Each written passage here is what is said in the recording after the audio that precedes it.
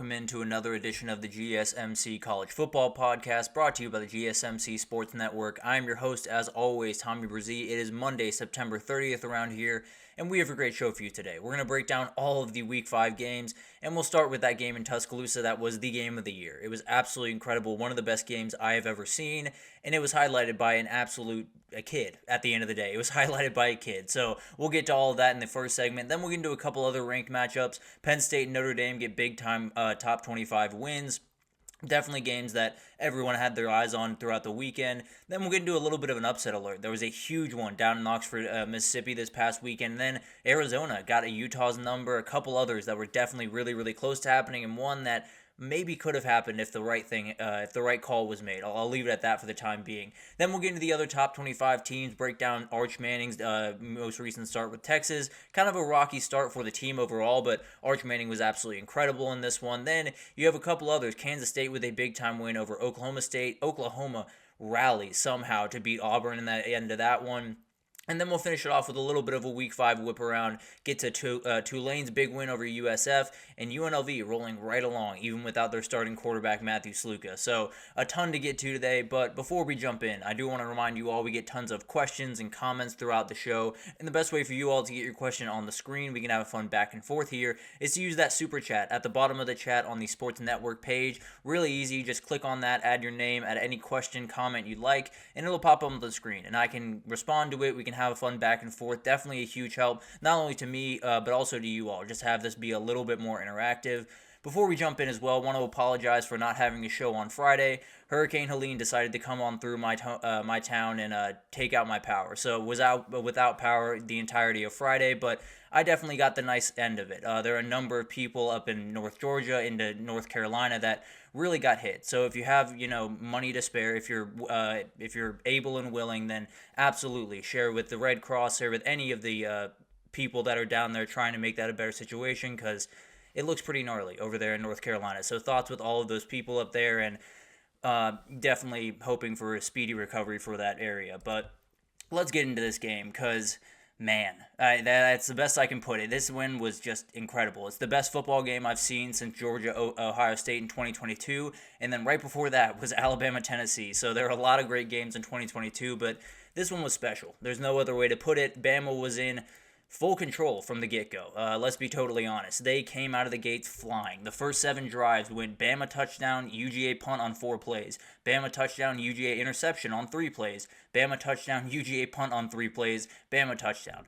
Just ridiculous. Absolutely insane. Remarkable game plan from Kalen DeBoer and this offensive staff to start the game. Nick Sheridan did a great job calling plays, and they ran outside the tackles a lot, and it benefited them a ton. So we'll get into all of that throughout the game, but remarkable start from this team. I could not say enough how incredible it was that they came out of the gate and just took Georgia to the woodshed.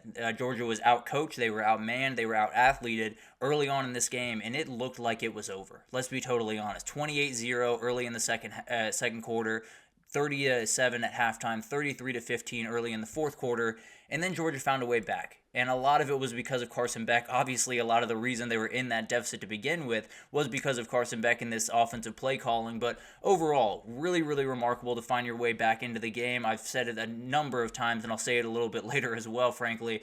It's really hard to make that happen. There are a number of different ways that in that halftime, you're down 23 points. It'd be really easy to roll over. I know that Georgia is Georgia, and they're likely not to do that, but at the end of the day, in the 12-team playoff era where you have so much riding on the end of the season, you're not necessarily out of it if you lose this game. It's not necessarily all that difficult to possibly say, okay, let's get healthy, let's make sure, let's run the clock, let's just get out of here, and then we'll deal with it on Monday. That's not what they did. They found a way to battle back. It was really incredible, got a lead with 2:30 left, and then this guy happened. Ryan Williams is so impressive.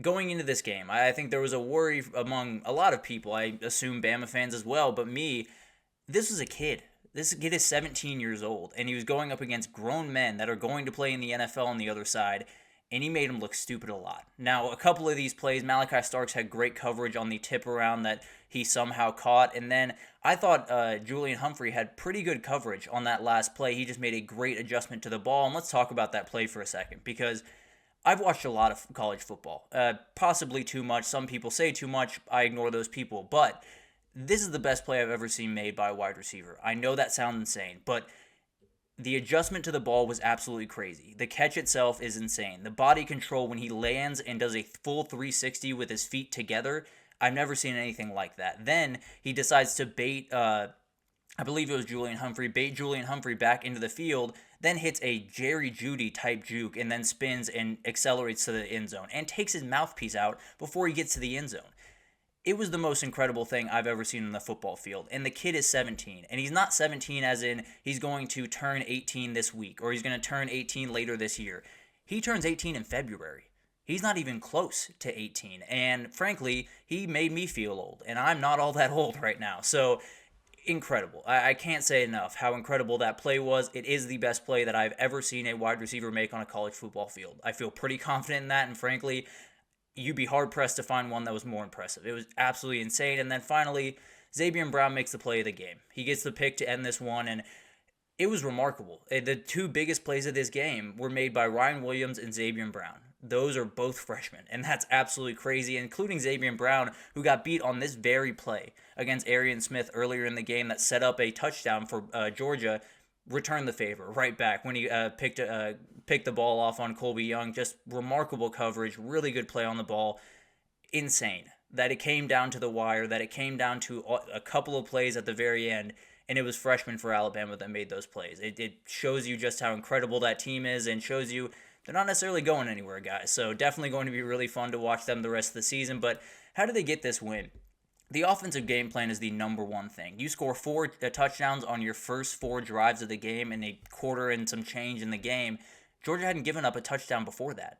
It was absolutely insane what they were able to do. Ran a lot of outside the tackles. I believe they had over 100 yards outside the tackles rushing. Had, I believe, like 32 inside the tackles. I could be wrong about that exact number, but something like that. It was remarkable what they were able to do on the edge. And frankly, I don't know if Georgia's defense, I think they played a little bit slow to start the game. I want to be very clear about that. But I don't know what else they're supposed to do. And Kirby Smart said it later in the post game. I don't know what you're supposed to do. Jalen Milroe, if you want to rush Jalen Milroe, you're more than welcome. He handled that very, very well yesterday and took exactly what they were giving him and then made those big plays. You're welcome to leave a spy in the middle of the field, but then you're going to have numbers on the back end that you're going to have a tough time getting a handle on. You could double Ryan Williams on the outside, but then you have less bodies in the box to handle a Jalen Milroe run. This team is so hard to handle. It is a quarterback that is so dynamic with his legs that can throw a deep ball like no one else in the country, with an offensive coordinator that does incredible job just putting him in the right situations, just giving him the rein to do what he does. And frankly, he's grown so much from last year. He's a remarkable player now and definitely a guy that could just straight up run away with the Heisman. And that was the second reason. Milroe was absolutely magic on Saturday. And frankly, it was a lot in the first half, no doubt about that. But 27 for 33, 374, 2 touchdowns, 1 INT through the air, 16 carries, 117, 2 touchdowns on the ground. He was everything for this team. If they did not have even a little bit of Jalen Milroe on Saturday, they probably fall in this game because he made every single play when they absolutely needed it. And it was him and Ryan Williams really towards the end of that game that were making pretty much every single play. So if he's going to win the Heisman, if he goes on and finds a way into New York and gets that big time win, this will be the reason. This will be the moment that everyone turns to and says, he beat Georgia in their home stadium with so much on the line, and we'll talk about that here in a second. But finally, the composure of this team was really remarkable. There are very few teams in the country that can come back down from 28 down or 23 down at halftime and take a lead with 2:30 left. UGA was able to do it. Even less teams can respond to that, and Bama will be able to find a way. And this is not a team that is all that, I don't know how to put this. This is not a team that is all that veteran in sense of this coach and this team being together. They're very, very new. They are not a team that's even at their full strength as of right now, at least from where I'm standing. This is terrifying. It's as terrifying as it possibly could be for Georgia fans, for pretty much everyone in the SEC, and pretty much everyone in the country. This team is absolutely remarkable. And then you have a couple of big-time plays. You know, Dylan Bell gets loose and scores the touchdown to give Georgia the lead.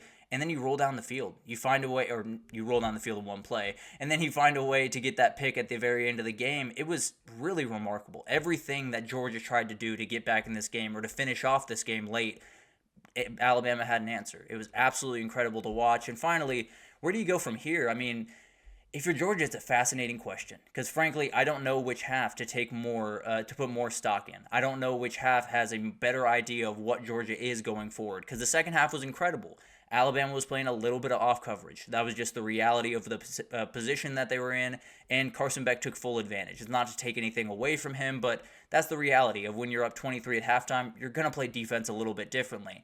On the other side, you had an offensive play calling to start this game that was downright terrible. There's really no other way to put it. Now, Carson Beck missed a number of different reads that if he made them, he absolutely would have gotten touchdowns or big-time plays. At the end of the day, you got big-time issues and play calling. You have to be able to come out of the gate faster than this and be able to start games faster because guess what? You have Tennessee coming up. You have Texas coming up. You have Ole Miss coming up. All those teams can score quickly. All those teams will do the same thing that Alabama did to you if you are not careful. And we can talk about Kirby for days on end and his issue with Alabama. I don't know what it is, but he got outcoached in the first half. There's no other way to put it. He got absolutely dominated in the first half and did a great job responding. Not to say he did a terrible job coaching overall on Saturday, but you can't come out of the gate flat. You can't come out of the gate flat on someone else's stadium against a team that you've come out flat against a lot of different times. So a number of things to figure out for Georgia. We'll get into that throughout the week, and we'll preview their game, I believe, against Auburn this upcoming weekend. So definitely more to break down there. But for Alabama, what more is there to say? This is a certified title contender. They have Jalen Milroe rolling right now. And frankly, if he's rolling, he's one of the best, maybe the best player in the entire country. He's absolutely remarkable and one of those guys that just needed a little bit of groove. Just needed a little bit of time to settle in, get his pace, and he did it last year. Now it's time to let him rip, and he's doing an incredible job. Ryan Williams is absolute magic. He's a star in this game at 17 years old. He is absolutely incredible. 6 catches, 177 yards, 1 touchdown. He was a little bit of kind of out there on an island by himself. 11 players caught catches, so it wasn't that they didn't spread the ball around, but probably need to find another guy to get 50, 70 yards a game to go along with Ryan Williams just to make it a little bit easier on you down the stretch. But man, there's nothing else to be said, right? It's really, really incredible what Alabama was able to do on Saturday. And even when Georgia found their way back into the game, they responded right away and then got a big-time stop. So I don't know what else I can say here. I think when you talk about Kalen DeBoer and what he's been able to do in such a short time over there at Alabama, you can't say enough good stuff. You really can't. They lost so many players to the portal. They lost Caleb Downs. They lost Isaiah Bond. They lost so many players and found their way back to this. They found their way back to being the best team in the country as of right now. It's really, really incredible to watch and cannot wait to see them go the rest of the season. Obviously, plenty of hurdles to come, and we'll see if they can get over those, but they just got over maybe the biggest one on their entire schedule on Saturday and did it in kind of emphatic fashion, at least in the first half. So it's going to be awesome to watch those two teams. We'll see how Georgia rebounds against Auburn, and a lot of questions around there, and we'll get into that throughout the week. So incredible. That's my final word on this. Absolutely incredible. One of the best games I've ever seen, and definitely the game of the year thus far. So going to be awesome to watch those two teams finish out the year. But let's take our first break here. And when we come back, we'll get to the other two big-time games from this past weekend. Penn State got a big-time win over Illinois, although a little bit ugly at times. And then Notre Dame got a pretty close win at the end of the day against Louisville, although score makes it look a little bit closer than it was. So we'll break it down right after this, so stick with us.